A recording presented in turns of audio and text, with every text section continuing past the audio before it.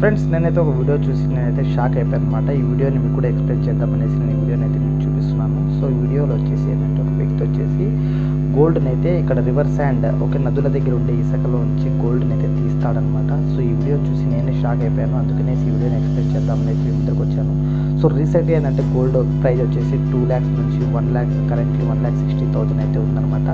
So అటువంటి valuable గోల్డ్ని ఇతను సింపుల్గా వచ్చేసి approximately like 5 to 10 grams or 150 grams వరకు గోల్డ్ని అయితే ఇతనైతే గ్రాప్ చేస్తాడనమాట.